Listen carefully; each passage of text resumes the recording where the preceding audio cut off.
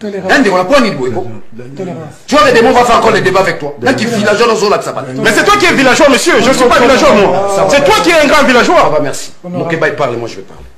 Et je suis villageois bien éduqué, monsieur. Ah, merci. Si toi tu es quelqu'un, je ne sais pas, de la ville qui incite les gens, c'est ça ton éducation, monsieur. Tu vas me maîtriser mon Félix, quand on parle de Kabouya, calme-toi.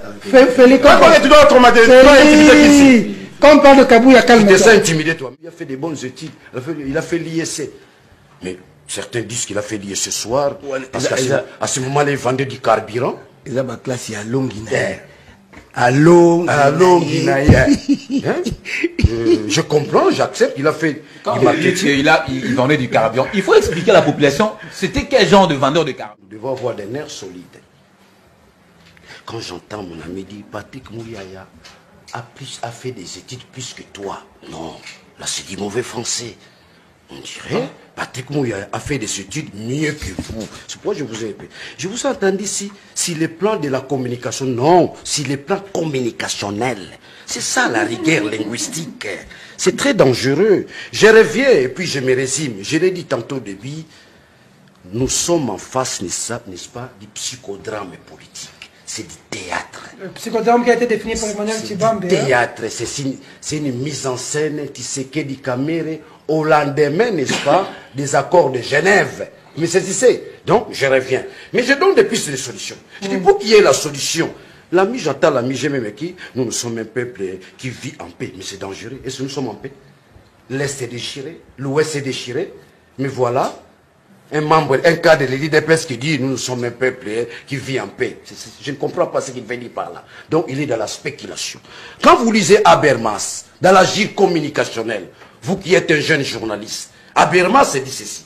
Habermas parle de l'autodestruction pragmatique.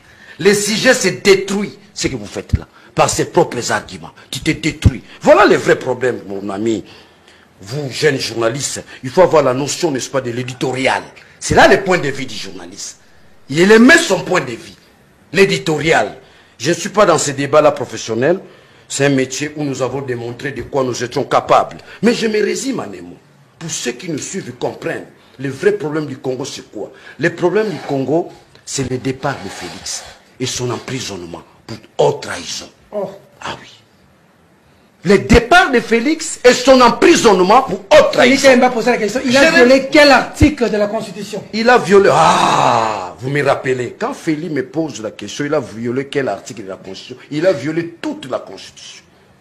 Regardez comment Félix dirige le pays. La Cour constitutionnelle, la CENI, ça devient son aventure, sa poche. Quand il prend la décision, n'est-ce pas, d'amener le Congo dans l'EAC, il ne l'a pas fait seul. Il le fait plutôt seul. Il n'implique pas le gouvernement. Sinon, il y aurait la correspondance. Il n'implique pas le Parlement. Sinon, il y aurait la correspondance. La loi est claire là-dessus. Vous devez informer, n'est-ce pas, le Parlement. Et il doit y avoir, n'est-ce pas, conseil des ministres là-dessus pour lever les options. Il n'a jamais eu conseil des ministres pour notre intégration, n'est-ce pas, dans l'ECA. EAC, il n'a jamais eu. Il n'a jamais eu correspondance au niveau du Parlement. J'entends par la correspondance, c'est-à-dire l'administration. Il n'a pas une lettre. La présidence ne saisit pas le Parlement ni le gouvernement. Donc, il en a fait de lui-même. Donc, ailleurs, on appelle ça violation des textes. C'est une violation. Vous qui me cherchez. Je reviens maintenant. Ce qui se passe à Kouamoutou. Ce qui se passe ailleurs. J'aimerais résumer cela en un mot. C'est la déliquescence du pouvoir. Mal acquis. Et la faillite de l'État. L'État congolais est tombé faillite depuis longtemps. Je peux aller plus loin d'ailleurs. Je reviens. C'est là où ils seront cloués. Nous n'avons plus l'État. Nous sommes, n'est-ce pas, en pleine disparition de l'État. Il n'y a plus l'État. C'est l'individu ou un groupe d'individus qui dirige le pays. Donc nous sommes en pleine confiscation du pouvoir avec Félix Tshisekedi. Il va apprendre la dictature. Regardez, nous organisons des marches. Vous attendez Kabouya, nous aussi nous organisons la marche le 20. Ce sont des pratiques dictatoriales que nous avons connues hier, que nous avons décriées hier. Donc Félix, il va apprendre à être dictateur. C'est fort possible qu'un démocrate puisse devenir dictateur. Mais c'est difficile qu'un dictateur puisse devenir démocrate. Félix, s'il veut devenir dictateur, on va l'écraser. Nous en avons l'expérience, nous en avons les atouts. Nous savons comment n'est-ce pas, mettre fin à une dictature. L'opposition a pété. Au moment où ceux qui opposent à péter, ils vont marcher ça. Opposition, ils vont sur le plateau. Je reviens maintenant. Il y a ce qu'on appelle, mon ami, la praxis politique. Je vous ai entendu dire ça au Kabouya. Il était un exportateur, un des exportateurs de produits pétroliers dans notre pays. Il faut expliquer, il faut bien énumérer, expliciter. Il vendait le carburant en quelle quantité? En litrage ou en... Non mais disons-nous en face, non? Disons-nous en face. Importateur ou exportateur? Hein? Disons-nous en face. Disons-nous en face. Non mais dis-moi. Non. Dites à la population.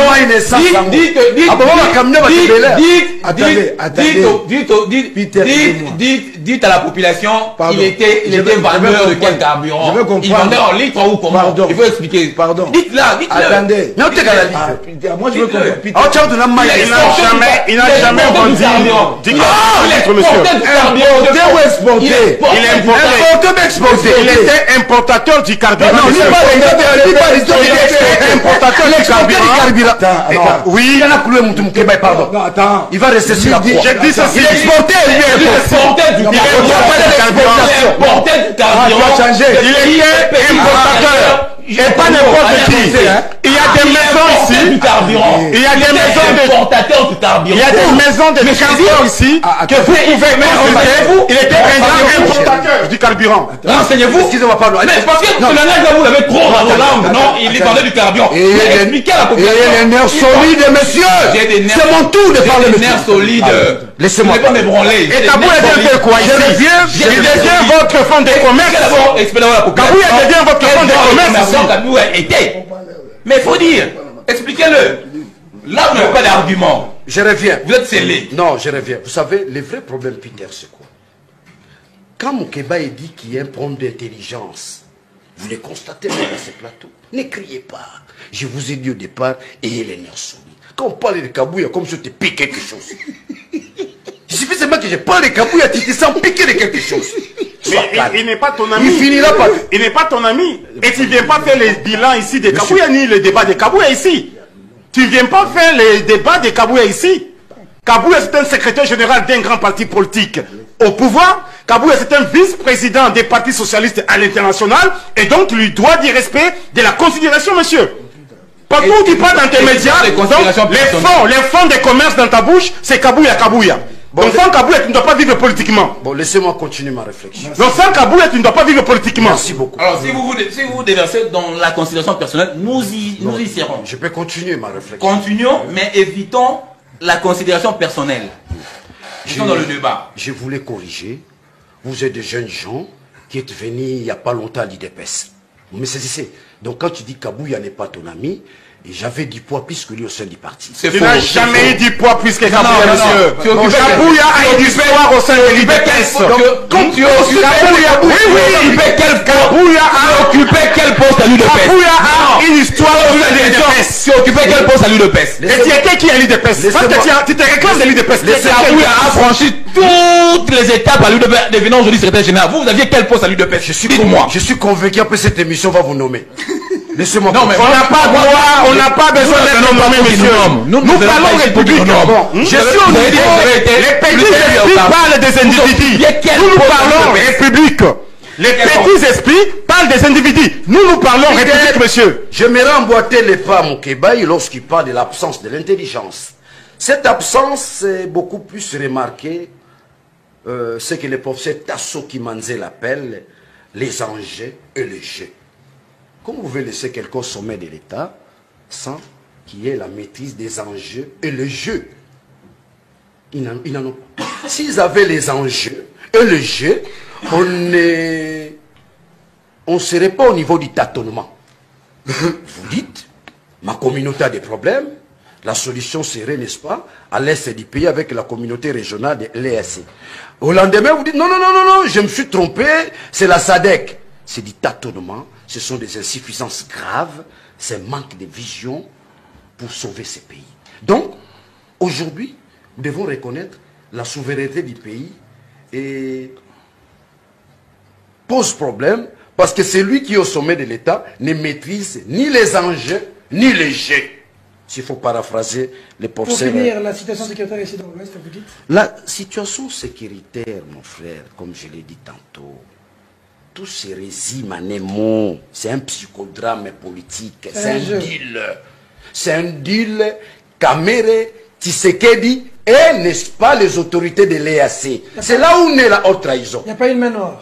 La main noire, excusez-moi Peter, que les amis m'excusent, ce n'est pas des attaques personnelles. C'est-à-dire que lorsque un régime arrive, n'est-ce pas, à qualifier certains actes, n'est-ce pas, de la main noire, on a, évidemment, c'est le niveau le plus bas de l'homme. C'est le niveau le plus bas de l'homme. Excusez-moi, je risquerais d'appeler cela de l'idiotie. Vous avez des services de renseignement. Vous avez tout ce qui est comme service. On ne dirige pas les pays avec la métaphysique. On dirige les pays avec la praxis. Avec des principes fondamentaux qui fondent les pays. On ne dirige pas les pays avec la métaphysique. Comme a dit mon frère Moukebaï. Bon, maintenant qu'il y a une main noire. Toluka Bangunza. Toluka Banganga. Dans la place de Félix Amemi Bissot. Lorsque vous attendez quelque chose, j'ai entendu Mouya parler aussi de la main noire. C'est le niveau le plus bas de l'homme. Donc vous quittez Homo sapiens. C'est pas si on doit vous classer dans quelle catégorie. C'est l'idiotie. C'est le niveau le plus bas du régime. Ailleurs, le peuple aurait demandé, n'est-ce pas, la démission de Félix, avec de telles expressions. Alors, en quoi tu es notre autorité? En quoi tu es président de la République? En quoi tu es ministre? Quand il faut justifier tes insuffisances par un langage... Non, pas les élections. Ça, c'est un discours métaphysique. Ça, c'est un discours métaphysique. On ne dirige pas les pays avec la métaphysique. On dirige le pays avec les lois. On dirige le pays avec la praxis. On dirige le pays avec l'intelligence. On dirige le pays avec la vision. On dirige le pays avec une approche sociologique réelle et rationnelle. Lorsque vous n'en avez pas, il faut démissionner. Donc, on quitte aux incompétents. Incompétents, quoi. Je reviens, monsieur. Mon frère, ça, c'est la deuxième fois qu'on se retrouve dans un débat. Je vous interdis aujourd'hui, mon frère. Toi qui as fait l'IEC, tes collègues de classe se moquent de toi. Ne parle plus de 16 milliards. Nous avons 16 milliards. Nous ne savons pas doter les militaires. Nous avons 16 milliards, nous ne savons pas mettre fin à la guerre. Nous avons 16 milliards, le vécu quotidien. On ne se retrouve pas. Il y a un mensonge là que tu voulais, que tu es tenté de répéter avec votre cours. Là, vous apprenez là sans impact. Le pays est en guerre, vous n'avez aucune vidéo, ce qui est stratégie. Monsieur, moi j'ai dirigé l'industrie militaire avec Colette Chombo. Tu peux me donner l'adresse d'une industrie? Tu peux donner ça, les gens nous suivent. Tu parles de l'industrie militaire, nos professeurs. Ces professeurs-là sont flatteurs. Ils ne peuvent pas critiquer Félix. Ils ne peuvent pas. Ils ne peuvent pas, ils vous trompent, ils veulent vous caresser. Dites-moi, Peter Tossi Salukuta, donnez-moi l'adresse de l'industrie militaire que tu connais. Moi, j'ai dirigé l'industrie militaire. Donne ça.